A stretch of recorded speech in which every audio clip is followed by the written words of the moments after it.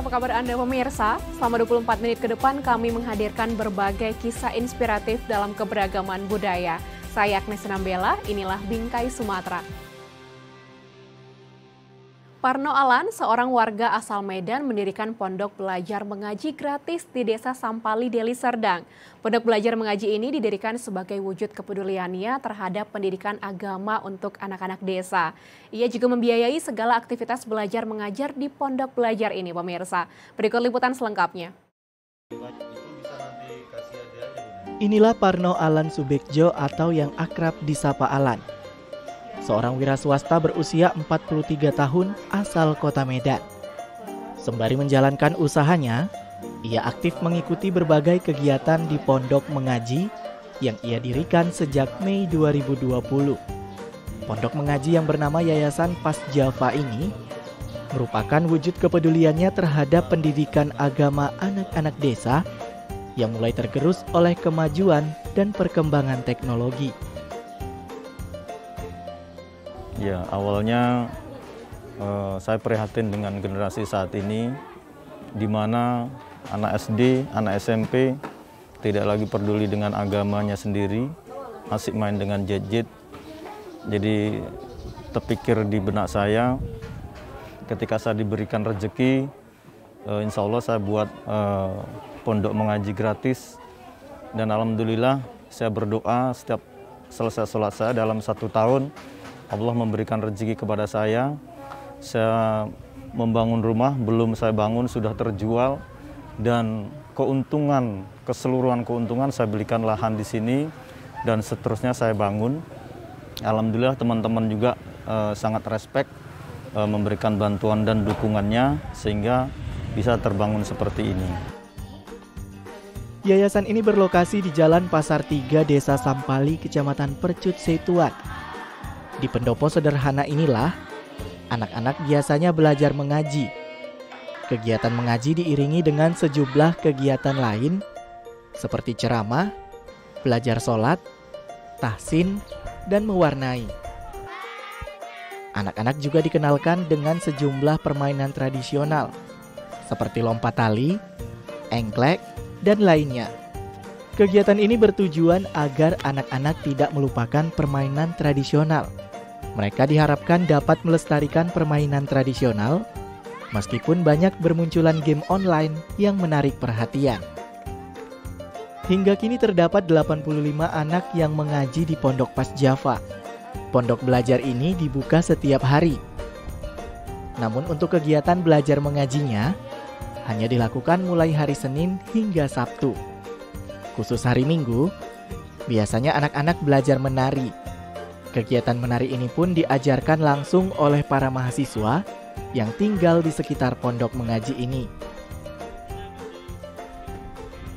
Alhamdulillah antusiasnya sangat luar biasa.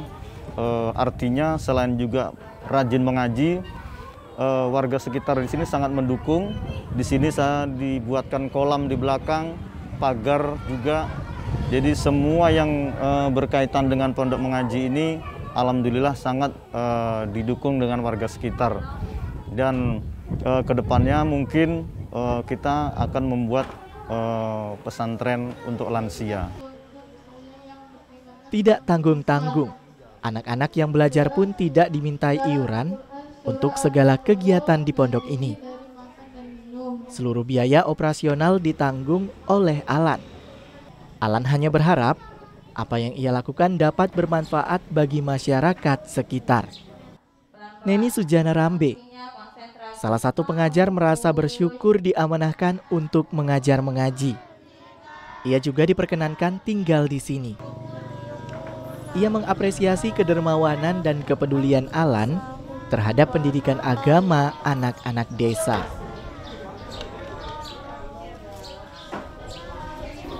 Tanggapannya luar biasa gitu kan, karena berhati yang dermawan gitu, masih mau membagi sebahagian hartanya ke jalan yang ya memang di jalan yang baik gitu, masih mendirikan Pondok Pas Java sebagai wadah mengaji gratis gitu. Sedangkan di sini kan kita tahu anak-anak masih banyak yang tidak diperdulikan sama orang, bukan diperdulikan sih, mungkin karena jauh dari jangkauan orang tua juga sekolah mengaji, jadi banyak yang tidak mengaji gitu. Jadi dengan adanya Pondok Pas Djafa ini, ya alhamdulillah anak-anak ngaji kembali. Agama mengajarkan kita untuk berlomba-lomba dalam melakukan kebaikan. Alan sudah membuktikan bahwa apa yang ia lakukan semoga menjadi bekal bagi generasi mendatang untuk tumbuh menjadi anak yang soleh dan berakhlak mulia. Sebagai lembaga nirlaba yang bergerak dalam bidang penghimpunan dan pengelolaan zakat, infak, sedekah, dan dana CSR, Darut Tauhid Peduli atau DT Peduli terus berupaya melakukan peningkatan ekonomi dan pendidikan masyarakat prasejahtera melalui sejumlah program. Salah satunya program Baitul Quran, yakni wadah bagi anak-anak yang ingin belajar dan menghafal Al-Quran. Nah, di Kota Medan, DT Peduli sudah memiliki 6 Baitul Quran. Seperti apa pemirsa? Simak liputan selengkapnya. Lembaga Amil Zakat Nasional Darut Tauhid Peduli merupakan lembaga nirlaba yang bergerak di bidang pengelolaan zakat, infak, sedekah, dan wakaf. Hasil penghimpunan dana tersebut digulirkan kepada penerima manfaat dalam bentuk program pelayanan dan pemberdayaan dalam bidang ekonomi, kesehatan, pendidikan, dakwah, dan sosial kemanusiaan. Saat ini, DT Peduli sudah tersebar hampir di seluruh wilayah Indonesia dan negara tetangga. Di Sumatera Utara, DT Peduli berlokasi di Jalan Abadi, Kota Medan. Didirikan oleh Kiai Haji Abdullah Gimnastiar pada tanggal 16 Juni 1999. DT Peduli memiliki sejumlah program, salah satunya dalam pilar dakwah adalah beasiswa Hafiz Tangguh. Program ini merupakan wadah bagi santri yang ingin menjadi penghafal Al-Quran tanpa dikenakan biaya sedikit pun. Para santri penghafal Quran disediakan tempat tinggal yang diberi nama Baitul Quran. Saat ini DT Peduli sudah memiliki 6 Baitul Quran yang tersebar di sejumlah lokasi di Sumatera Utara. Di setiap Baitul Quran terdapat 20 santri dan 3 pengajar. Alasan didirikan Baitul Quran itu harapan kita khususnya di wilayah Sumatera Utara itu menjadi provinsi para penghafal Al-Quran, dan juga kita lihat di sini banyak wilayah-wilayah yang menginginkan para penghafal ini kita sebarkan ke wilayah-wilayah Sumatera Utara. Jadi bukan hanya di Medan, tapi di seluruh di Sumatera Utara ini dengan hadirnya Baitul Quran itu. Berbeda dengan program penghafal Quran pada lembaga lain, di DT Peduli, para santri diberi kesempatan menghafal Al-Quran 30 juz dalam waktu 1 tahun. Mereka juga diajarkan untuk menghafal nomor, baris, dan halaman dari setiap ayat-ayat Al-Quran. Teknik ini berguna untuk memudahkan santri dalam mengakses ayat-ayat ataupun surah dalam Al-Quran ketika dibutuhkan. Siti Masita, santri berusia 21 tahun asal Kecamatan Galang, Deli Serdang, mengaku sangat senang dan merasakan banyak manfaat sejak ia bergabung dan menjadi santri di Baitul Quran DT Peduli. Karena dengan bimbingan dan arahan dari pengajar, kini ia sudah hafal Al-Quran sebanyak 27 juz. Ya, alhamdulillah saya bisa menghafal Al-Quran secara gratis, kemudian nyaman, kemudian Darut Tauhid Peduli ini juga mengedepankan adab. Jadi santri bukan hanya dituntut untuk menghafal saja, tapi juga mengedepankan adab serta kedisiplinan. Harapannya kami santri ini sebenarnya banyak para penghafal Al-Quran, tapi nilai plus yang akan kita buat dari santrinya DT Peduli Sumut ini adalah bukan menciptakan hanya seorang penghafal, tapi mereka juga dibekalin adab dan akhlak. Itu penting bagi seorang hafiz, adab dan akhlak ketika menjadi seorang hafiz nanti di masyarakat. Semoga apa yang dilakukan DT Peduli ini dapat menjadi pilar kebangkitan umat Islam lewat pemberdayaan masyarakat dan pengoptimalan potensi umat melalui zakat, infak, dan sedekah. Halua, sejenis manisan yang terkenal di Kabupaten Langkat, Sumatera Utara. Penganan yang satu ini menjadi salah satu kudapan khas yang disajikan saat Idul Fitri. Ingin tahu seperti apa pemirsa? Yuk kita nikmati manisnya halua dalam liputan berikut. Bila Anda melintasi Kabupaten Langkat, Sumatera Utara, Anda boleh mencicipi kuliner tradisional yang disajikan warga setempat. Namanya halua. Penganan ini biasanya disajikan oleh orang-orang Melayu Langkat kepada para tamu yang berkunjung saat Idul Fitri. Halua merupakan manisan yang terbuat dari buah-buahan seperti pepaya, cabai, wortel, bunga pepaya, asam gelugur, kolang-kaling, kundur, dan lainnya yang diberi gula dan diendapkan beberapa hari. Meski banyaknya penganan kekinian yang muncul, namun penganan tradisional ini pun masih eksis di kalangan masyarakat Langkat, Binjai, dan sekitarnya.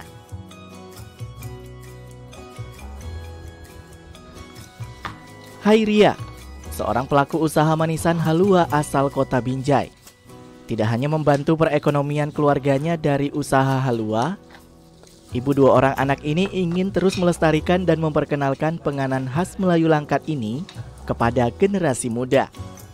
Dahulunya, ia sering melihat dan membantu sang nenek membuat halua. Hingga pada tahun 2003, ia pun mulai membuka usaha halua di rumahnya yang berada di Kelurahan Limau Sundai, Binjai Barat, Kota Binjai.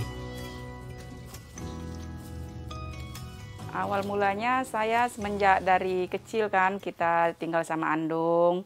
Awal mulanya saya tahu dari andung saya. Pertama kali saya melihat cara mengukir.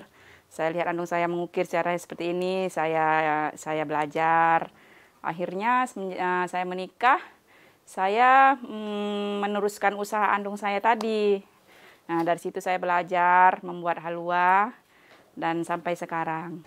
Karena kan ini manisan khas Melayu, jadi saya ingin memperkenalkan kepada generasi muda agar bahwasanya ini manisan dari andung-andung kita.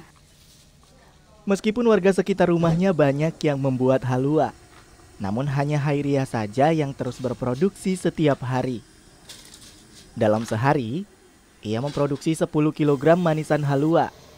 Apalagi memasuki bulan Ramadan dan Lebaran, ia bisa membuat halua hingga 25 kg. Harga manisan halua yang Hairia jual pun terjangkau. Untuk halua kemasan 250 gram, ia mematok harga Rp5.000 saja. Dan kemasan 500 gram dijual dengan harga Rp10.000. Untuk pemasaran biasanya Hairia dibantu oleh para reseller yang datang langsung ke rumahnya. Kemudian para resellernya inilah yang memasarkan ke sejumlah kabupaten kota di Sumatera Utara. Bahkan manisan halua buatan Hairia ini juga dipasarkan hingga ke Aceh, Padang, Pekanbaru, dan lainnya. Berkembangnya usaha manisan halua milik Hairia ini tidak terlepas dari peran dan bantuan Forum Komunikasi Partisipasi Publik untuk Kesejahteraan Perempuan dan Anak atau FK Puspa Binjai dan Wanita Unggulan Binjai atau WUBI. Hairiah pun mendapat bantuan seperti dalam perizinan dan kualitas produk.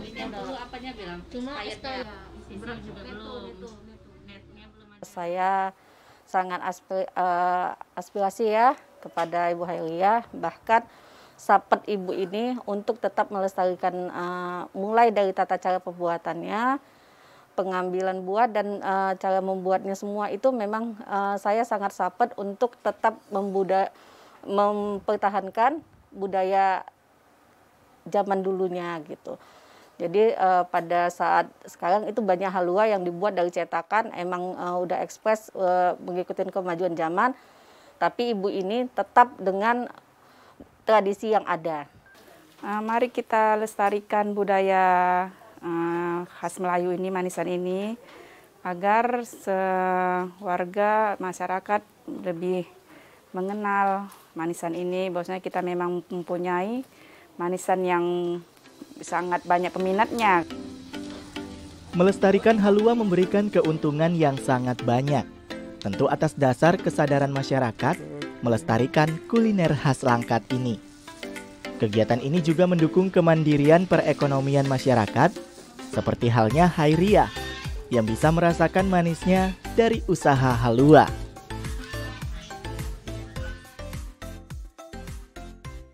Pemirsa, momen Idul Fitri tahun ini masih dijalani dalam situasi pandemi COVID-19. Bagaimana ya kita bisa tetap menjalin silaturahmi saat pandemi? Di edisi spesial Bingkai Ramadan kali ini, rekan kami Dinal Apriansyah akan membahasnya bersama Profesor Amroini Derajat, spesial untuk Anda.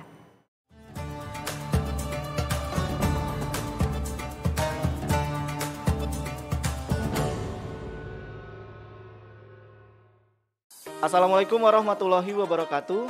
Halo pemirsa Bingkai Sumatera, saya Dinal Apriansyah dalam Bingkai Ramadan. Kali ini kita akan membahas tentang menjalin silaturahmi di saat pandemi. Yuk langsung aja kita bahas bersama Profesor Amroini Derajat yang merupakan seorang guru besar dari Universitas Islam Negeri Sumatera Utara. Assalamualaikum Prof. Waalaikumsalam warahmatullahi wabarakatuh. Gimana kabarnya Prof hari ini? Alhamdulillah baik. Alhamdulillah Prof. Semoga kita selalu sehat selalu ya Prof ya. Amin, amin. Nah Prof, Lebaran. Inti dari Lebaran itu biasanya kan kita bersilaturahmi ya Prof ya. Kita bertamu, berkunjung bersama saudara. Nah, sebenarnya apa sih hakikat dari bersilaturahmi itu sendiri Prof? Baik. Terima kasih. Hakikat daripada Lebaran itu sebenarnya kan kalau di dalam Islam disebutnya sebagai pemenang, al-faizin, ya. Maka orang sering mengatakannya dengan minal aidin wal faizin. Semoga kita dimasukkan ke dalam orang yang kembali kepada Allah dan juga kembali dalam kondisi menang. Nah, dalam kondisi menang ini biasanya orang merayakannya atau mensyukurinya dengan saling mengucapkan saat-saat kemenangan itu. Kemudian perilaku daripada saat-saat kita mengenang kemenangan itu maka diwujudkan dalam bentuk silaturahim, ya. Silaturahim ini adalah bagaimana kita menghubungkan tali kasih kita terhadap sesama saudara kita, baik itu yang jauh ataupun yang dekat, ya. Kalau kita mengacu kepada arti dari silaturahim itu sendiri, sebenarnya kita ini adalah meneguhkan dirinya bahwa kita ini adalah makhluk sosial. Makhluk yang tidak bisa berdiri sendiri, tetapi adalah makhluk yang harus berkaitan, yang harus berhubungan dengan orang lain. Kalau hari-hari biasa, itulah yang disebut dengan hubungan, pergaulan, atau yang dimaksud dengan silaturahim sesama manusia. Nah, kalau kita melihat daripada bentuk-bentuk silaturahim itu sendiri, banyak. Kalau di dalam perguruan tinggi mungkin ya silaturahim itu bisa juga diparalelkan dengan komunikasi. Bagaimana kita menyambung perasaan kita. Oleh karena itu, bagaimana kita menyampaikan perasaan kita kepada orang lain ini pun juga sebenarnya bermacam-macam dan tergantung situasinya, ya. Kalau kita ini dalam kondisi Lebaran tentu sangat berbeda sekali nuansanya. Lalu apa nih Prof keutamaan dari bersilaturahmi di dalam Islam? Iya, kalau di dalam Islam salah satu nilai yang dituju daripada silaturahim itu adalah kebahagiaan. Orang kalau bertemu dengan saudara yang lain, saudara yang lama tidak bertemu, itu akan muncul perasaan-perasaan yang sangat berbeda. Oleh karena itu, untuk mendapatkan kebahagiaan yang sifatnya spiritualitas inilah, orang-orang yang berpuasa itu sering mengadakan istilahnya mudik. mudik untuk lebaran, mudik untuk menyambung tali silaturahim, mudik untuk kembali lagi mengenang masa lalu, mudik untuk menyambungkan perasaan, mudik untuk menyambungkan rasa senang, rasa asalnya. Oleh karena itu orang yang mudik biasanya tidak memikirkan atau tidak mempertimbangkan urusan material. Karena mudik itu dalam lebaran itu sifatnya adalah imateri. Bukan urusan benda, bukan urusan uang, tetapi itu adalah urusan spiritualitas manusia. Di saat pandemi ini, Prof, bagaimana caranya kita agar tetap menjalin silaturahmi walaupun adanya peraturan-peraturan dengan penerapan protokol kesehatan sehingga orang-orang juga tidak boleh berkumpul, berkerumun. Itu bagaimana, Prof? Kalau dalam kondisi seperti sekarang ini, maka silaturahim seperti sekarang bisa melalui berbagai macam cara, ya. Ada yang melalui WA cukup, ada yang melalui FB atau dengan menggunakan berbagai jenis media massa, ya. Kalau tentang hakikat dari silaturahim itu sendiri sangat tergantung kepada kondisi spiritualitas dari tiap orang. Dengan menggunakan media sosial bagi orang yang memiliki ketinggian dalam perasaan itu pun sudah cukup, ya. Oleh karena itu tergantung kepada tiap individunya. Nah, berarti kita juga tetap melakukan silaturahmi ya, Prof, walau di saat pandemi seperti ini. Iya, betul. Jadi dalam kondisi pandemi seperti ini tentu ada alat-alat khusus ataupun media-media yang kita kenal sekarang dan itu bisa kita jadikan sebagai pengganti untuk menyampaikan rasa silaturahim kita kepada yang lain. Tapi pada intinya adalah bahwasanya kita ingin menyampaikan perasaan kegembiraan kita kepada orang lain. Wah, bermanfaat sekali nih ya, Prof, ya, pembahasan kita tentang menjalin silaturahmi di saat pandemi. Apalagi kita juga sudah memasuki masa lebaran ya, Prof, ya. Ya. Terima kasih ya, Prof, atas pembahasannya hari ini. Pemirsa, demikian tadi bincang-bincang kita bersama Profesor Amroeni Drajat.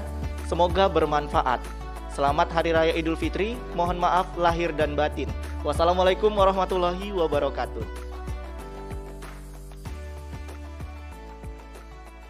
Sekian program Bingkai Sumatera, saya Agnes Sinambela pamit. Jaga diri Anda dengan menerapkan protokol kesehatan. Selamat Idul Fitri, mohon maaf lahir dan batin. Sampai jumpa.